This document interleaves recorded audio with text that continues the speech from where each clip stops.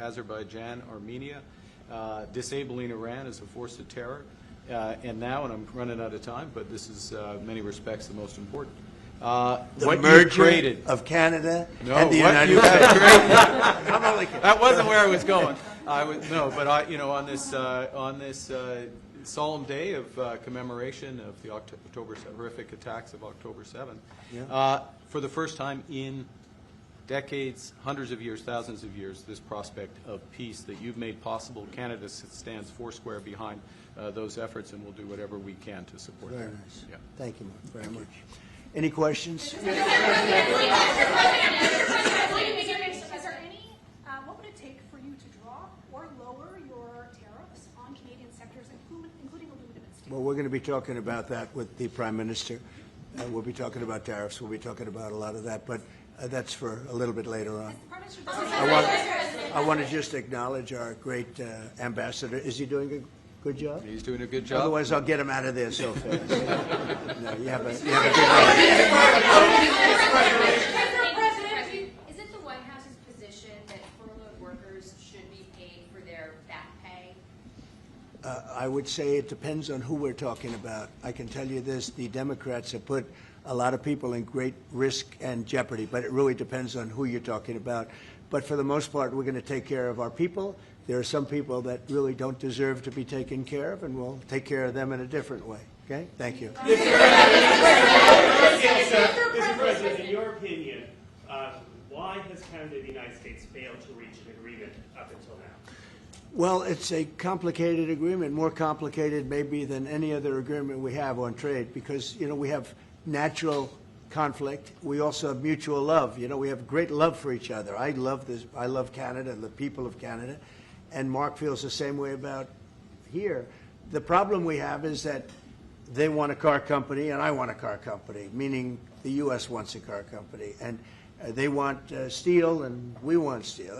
So in other countries, they're very far away, and there's no problem. You can compete and you can do. We don't like to compete because we sort of hurt each other when we compete, and so we have a natural conflict. It's a natural business conflict. Nothing wrong with it, and I think we've come a long way over the last few months, actually, in terms of that relationship. So when it comes to trade, the United States was always giving everything. They gave everything to Canada. They would let car companies leave here and go to Canada. But that hurts the United States. And, other presidents didn't see that. They weren't business-oriented. They might have been good politicians in some cases, not in all cases. They were bad at both. But it's a very natural conflict, and it's something that we're working out. Canada has offered a lot of compromise this summer. Are you willing today to offer some compromise to Canada, maybe on steel, on aluminum? Well, we've made compromise, and we've made some compromise even on steel. But, we have the same basic authority and the same basic, this could be also a little bit of a conflict with other countries all over the world on steel, because we want to make our own steel. We don't want to bring steel in for the most part, but we will bring it in, and we do bring it in. We continue to bring it in from Canada, but there is a tariff to pay. And I think that would be a normal thing to say, but we've come a long way. I think, Howard, we can truly say. Do you want to make a comment on that? Well, I think the opportunity to work together, but as you said, there's conflict. Why do we make cars in Canada? You've called that out, and you've addressed that. So there are places we should work together, and there are places that we have natural conflict. It's a tough situation because we want to make our cars here. At the same time, we want Canada to do well making cars. So we're working on formulas, and I think we'll get there. Canadians are refusing to go to the U.S. The numbers are down like 23% in the first 7 months of the year. What do you say to Canadians that don't want to go to the U.S. now because of your 51st state talk, because of the trade war, the tariffs? Yeah. Well, I understand it. Look, I understand that, and Americans don't want to buy cars that are made in Canada, we have the same conflict. So there isn't, it's something that will get worked out. There's still great love between the two countries, but, American people want product here. They want to make it here. Detroit was emptied out and moved to Canada, moved to Mexico, moved to other places, not just Canada. And now they're all moving back, they're moving back. We have, right now, I was just telling Mark, we have 17 trillion, but it's really much higher. That was as of a couple of months ago. We have over $17 trillion being invested now in the United States. As an example, Biden, he was the worst president we've ever had, but they had less than $1 trillion in 4 years. We have more than 17 trillion in 8 months. 8 months. And I think that number is going to be $21, $22 trillion. There's never been anything like that in the history of the world for any country, not even close. If you did 1 trillion in a year, that's pretty good. We're going to do over 20. And it's coming in with AI. It's coming in with auto plants. We're building auto plants, a lot of auto plants in the U.S. It's coming in for a lot of reasons. It's coming in because of the fact, I think the November 5th election was a big factor, and I think the tariffs are a big factor. And again, we want Canada to do great. But there's a point at which we also want the same business. We're competing for the same business. That's the problem. That's why I keep mentioning one way to solve that problem is a very easy way. But we're competing for the same business. He wants to make cars, we want to make cars, and we're in competition. And the advantage we have is we have this massive market. So it's it's quite an advantage. Mr.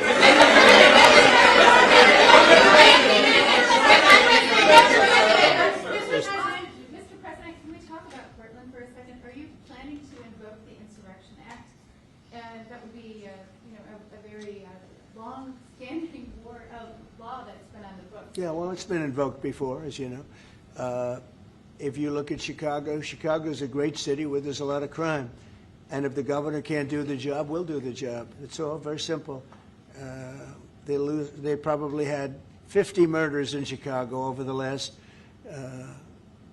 5, 6, 7 months. Many people were shot. And then the governor gets up and he says, well, we can handle it. They can't handle it. They don't know what they're doing. The mayor is grossly incompetent. He's at a 4% approval rating in Chicago. He's at a 4%, lowest approval rating, lower than even de Blasio had, which is hard to believe in New York. I thought de Blasio would always maintain that record, but the Chicago guy is even lower. So I think that we want safe cities. If you look at D.C., you would right now, Mark, you could go out, take your family out to dinner, you could walk right down the middle of the street. There is no crime in D.C. When I got here, this place was a raging hellhole where people would come from Canada, people would come from other places and end up getting shot. Nobody's being shot. The National Guard's been unbelievable. I mean, they are strong, tough guys. We won something at the Supreme Court, which is a big deal, merit.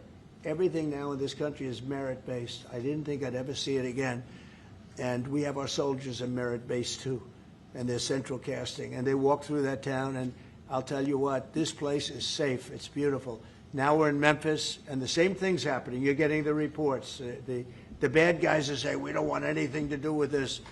And we're removing many people. In D.C., we took out 1,700 career criminals and sent them back to the countries from which they came, mostly led out by Biden and his people that had an open border policy. And, Canada, you suffered because of that, too, because they'd come here and they'd go into Canada also. So we're like a buffer for that in terms of Canada suffered greatly by Biden and the open border, the policy of open border, totally unchecked, totally unvetted. And these people were, if you got 5%, 2%, now you were getting a lot of bad people. And we now have a closed border. You've done well. Yep. We have a closed border, and it's a really closed border. In fact, for 4 months, I don't even know if this is possible, but the figures were released. 0 people were able to come into the United States from the southern border. 0. And as you know, we've taken a very hard stand on drugs. This is also benefiting you. A lot of we call them the water drugs, the drugs that come in through water. They're not coming. There are no boats anymore. Frankly, there are no fishing boats. There's no boats out there, period. If you want to know the truth, we're saying, does anybody go fishing anymore? The fact is we knocked out probably saved at least 100,000 lives, American lives, Canadian lives, by taking out all those boats coming in. So it's and now they don't come in that way anymore. Now they'll come in other ways, and we're not going to allow that either. So we've done a great job on that. But on crime, Chicago's a great city, but you can't be a great city if you have murders and if you have a lot of problems, and they do. And they have an incompetent policy, just like they had open border policy. Anybody could come in. They came in from prisons. They came in from mental institutions, drug dealers. They came in from all over the place, and we don't have that anymore. This country is becoming we're a very strong country. Look, financially speaking, I would say that because of the tariffs, because of the election, because of the policy, because of the great big beautiful deal, it's what I added the word great because it really is. It's the biggest bill ever passed in the history of our country. We don't need another bill. It's the biggest tax cuts, I mean, when you think no tax on tips, no tax on Social Security, no tax on overtime for the people.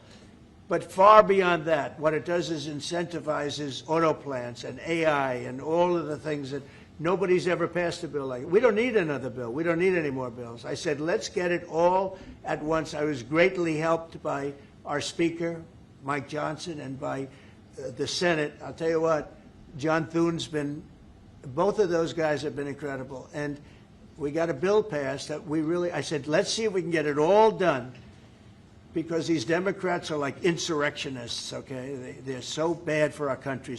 Their policy is so bad for our country. I said, let's see if we can get it all done and everybody said it's not doable, because it's the biggest bill ever passed in the history of our country.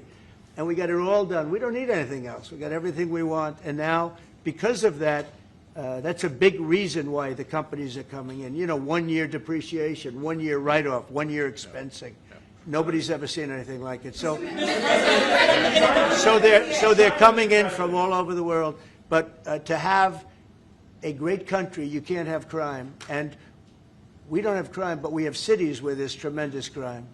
And Chicago's one of them. And if the governor can't straighten it out, we'll straighten it out. Thank you. A question for the president. Do you remain committed to? Mr. Prime Minister, I'd like to know how come the UK and the European Union have succeeded to sign deals and bring the tariffs down, and Canada still hasn't been able to do the same? Yeah, because they're not located right next to each other. It makes it. In many cases, it's much better and easier. But yeah, and if I may, let's be clear about the relationship as it stands right now. We are the second largest trading partner of the United States. We do a lot of trade going across the border where we're cooperating, first thing. Secondly, we are the largest foreign investor in the United States. $500 billion in the last 5 years alone, probably $8 trillion in the next 5 years if we get the agreement that we expect to get. Thirdly, there are areas, as the President just said, where conflict, maybe not so much conflict, we compete. There are areas where we compete, and it's in those areas where we have to come to an agreement that works. But there are more areas where we are stronger together, and that's what we're focused on. And we're going to get the right deal. Right deal for America, right deal, obviously, from my perspective, for Canada.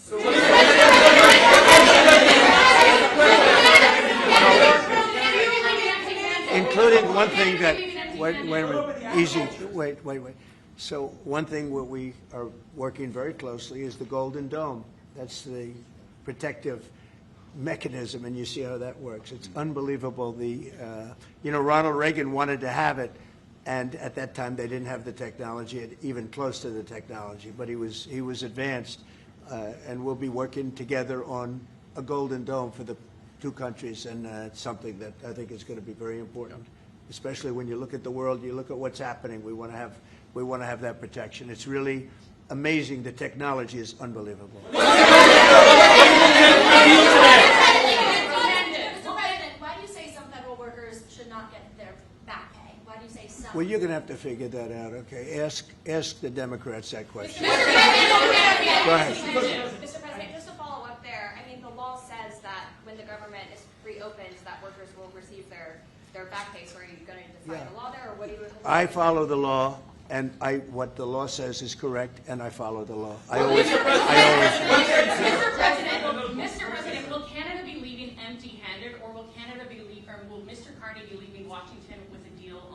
I think they're going to be very happy. We have a lot of things that we're working on that people don't talk about. They talk about, competitiveness. She's a very competitive person. And they talk about things that we don't necessarily agree on. But I think they're going to walk away very happy. I think so. On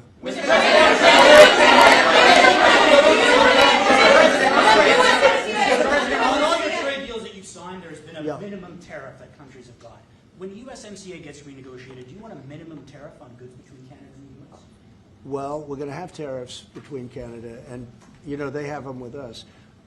I will say with our farmers, as you know, they went up to as much as 400%, 250, 300, and even one at 401. We found one having to do with a very small product, but it was high. So we've always had tariffs between the two of us, and actually Canada was charging us very high tariffs on our agricultural things, a lot of our agricultural product, and that's one of the things that we talk about for bringing that down.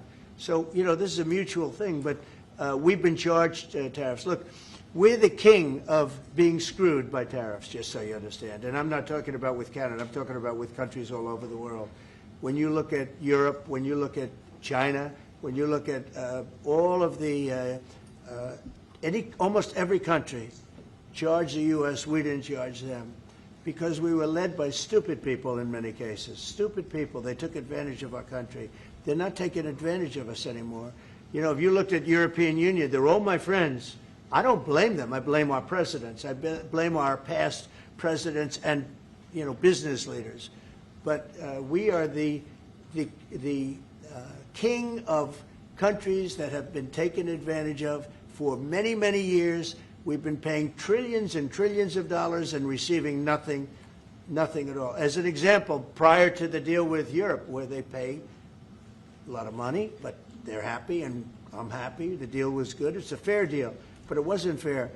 You couldn't put a car into Europe. You couldn't sell your agriculture into Europe. You couldn't do anything. And now we have it so that it's open. We charge them tariffs. We didn't charge them tariffs a car. They charge us tremendous. I said to Angela Merkel once, I said, how many cars have gone to Germany from the United States? And she said, well, I don't believe any. And I said, you're right. You're right. Well, that doesn't happen anymore. And they're paying a fair amount. It's just a fair amount. It's not, I could ask for much more. It's a fair amount. But the United States now is using the same thing that they've used on us. And I just can't believe it's taken presidents so long to do this. And again, we're going to treat people fairly. We're going to especially treat Canada fairly. But I can't believe it's taken so long where we get charged and don't charge them. Japan was a good example. We made a deal with Japan. You saw that, Mark? A deal with Japan. It's a much different deal than we've had in the past. But they would send us millions of cars, no charge. We weren't allowed to send them cars. We sent them no cars. I doubt you had one car go into Japan because we were restricted. They didn't want our cars. Same thing with Europe. Same thing with other places. So now all we do now is fairness. But fairness leads us to the most successful country there's ever been. We have some advantages over other countries, and we do have a great market. We have an amazing market. But you know what? If I let this go, if we didn't win this election, if we had these people that were running, that were ruining our country, destroying our country with their open borders and men playing in women's sports and transgender from everybody and windmills all over the place, if we allowed that to go on for another couple of years, we would be, I'm not sure that we'd even have a country.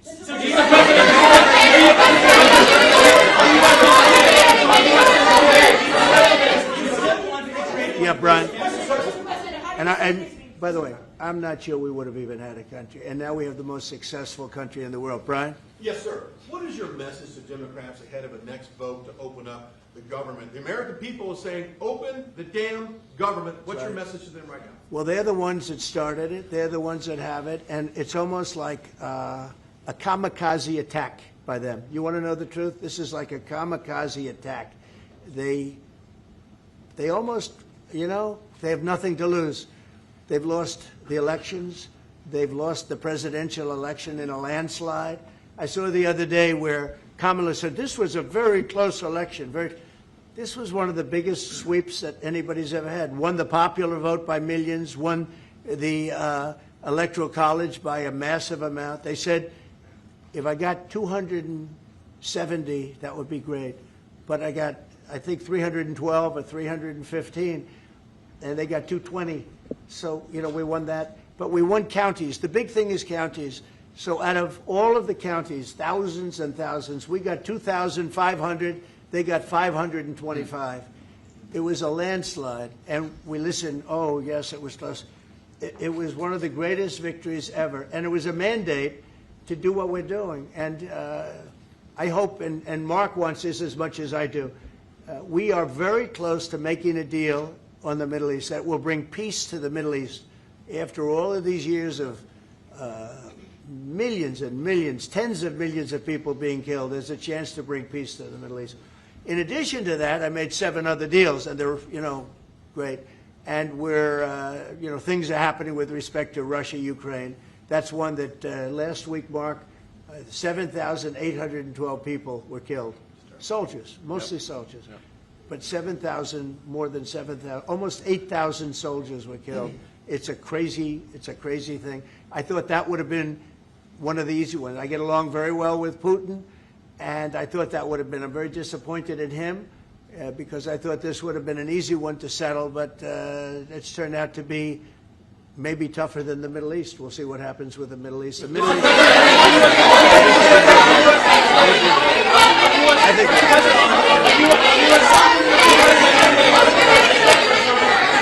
Go ahead. Behind, yes. Is the fentanyl crisis over with Canada, with the Canadian border? Is what? The fentanyl crisis.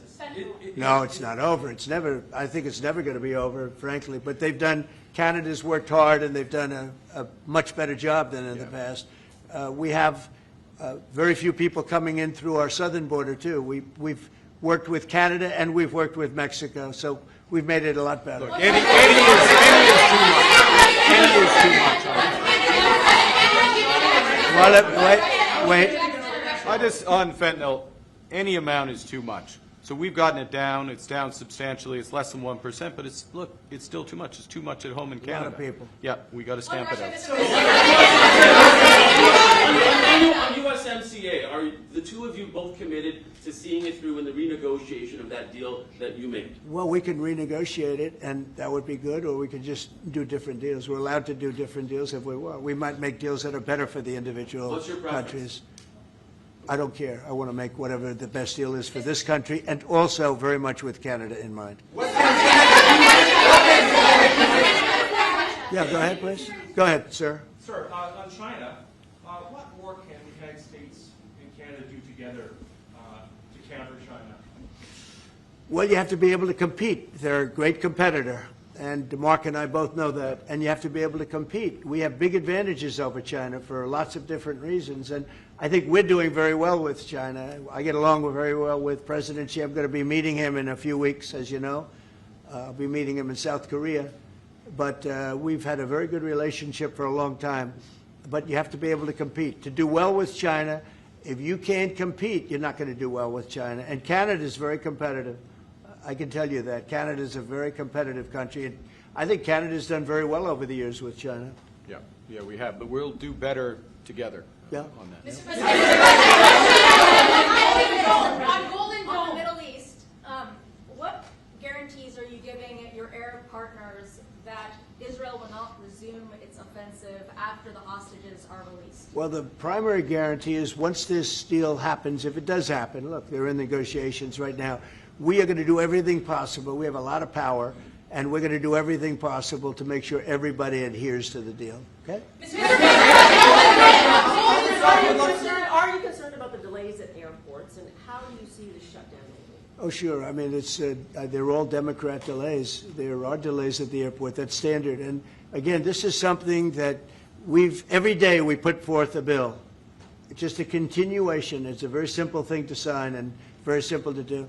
And I really think that these are people that I think they have nothing to lose. They have a party that's out of control. They have no leader. Nobody knows who the leader is. I look at people with very low IQs like Crockett, this woman Crockett. I never met her, but she's a low IQ individual. I look at AOC talking about how if they want to negotiate, they can come to my office. She's not in that position to do that. And who the hell is she to say that? And then I watch Nancy Pelosi not knowing what to do. I watch their leadership. Look, Schumer is petrified of primary because he's not going to win probably against anybody in a primary. You know, Schumer did the right thing, but he handled it badly originally a year ago. He did probably the right thing, but he handled it badly. I think Schumer's incapable of making a deal. They are a mess. They're a party that has no leadership. They have, and they have no policy. You know, we have great, I think we have great leadership, but we also have great policy. We have strong borders. We have no men and women's sports. I mean, basic things. We're not going to take your child away and change the sex of your child. We're not going to do things like that. What they're doing to the country is so incredible. And they got away with it with all their woke crap, and now it's stopped. And we have a country that's based on common sense and strength and intelligence. I mean, we have the United States of America, and I say it all the time. Other leaders have told me this. Mark hasn't yet, but I think he would. A year ago, we were a dead country, and now we are the hottest country anywhere in the world. Maybe Canada. I'll give Canada, but because I do like Canada. But you know, we're the hottest country in the world right now. There's never been a country that has the kind of money coming into it. There's never been anything like this. There has never been a country that if you take $1 trillion, that would be unbelievable. We're going to have over $20 trillion invested in this country. There's never been anything like what you're seeing, and it's based on good policy and common sense and leadership. Yeah. Mr.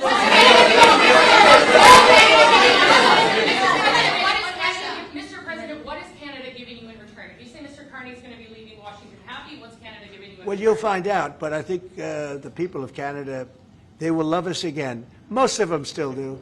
If you say only 25%, I assume a lot of them, I think they love us.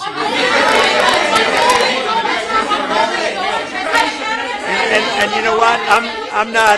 I'm not the biggest hockey fan, but I like it a lot. And I watched some of the greatest hockey games I've ever. How good were those games, right? Yeah, very good. We're coming down for the World Series, Mr. President. Oh, good. Canadians. By the way, your team is looking pretty good.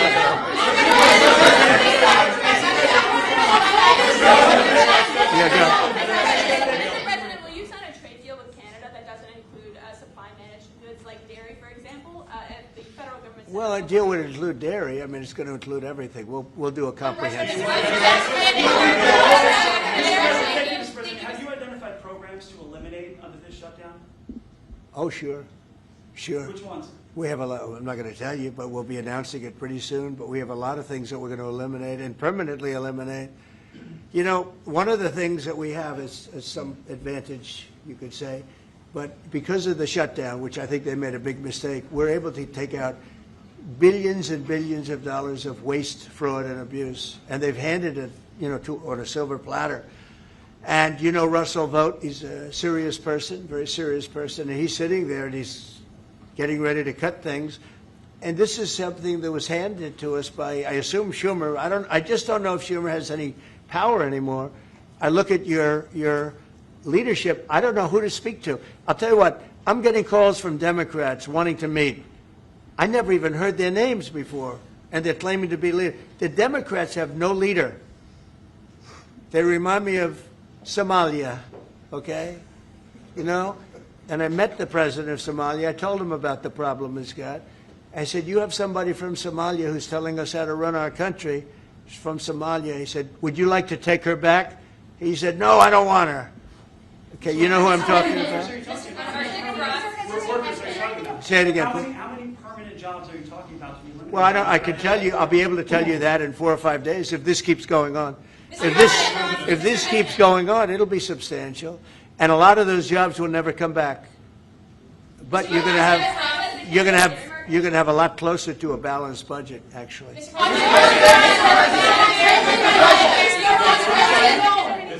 anything the Prime Minister has done that's making it more difficult to reach a deal? Say it. Is there anything the Prime Minister has done that's making it more difficult or easier to reach a deal? No, I think he's a great prime minister. I mean, He could represent me anytime. I will tell you, I'm not saying that because he's here. No, he is a very strong, very good leader. He's a nice man, but he can be nasty. He can be very nasty, maybe as nasty as anybody. How? I think Canada, let me put it this way, I can tell you this because I deal with lots of leaders all over the world. He is a world-class leader. He's a man that knows what he wants, and I'm not surprised to see that he won the election and won it substantially, and I would think he's more popular now. He's a good man. He does a great job, and he's a tough negotiator. So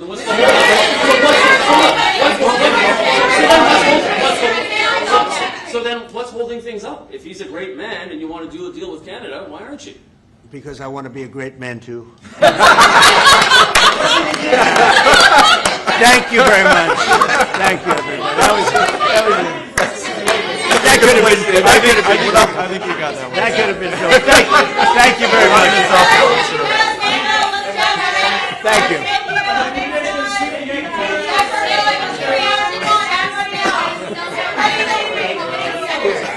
Thank you very much.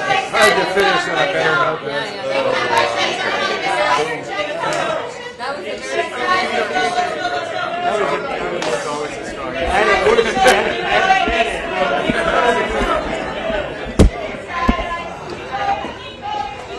Yeah, it was good.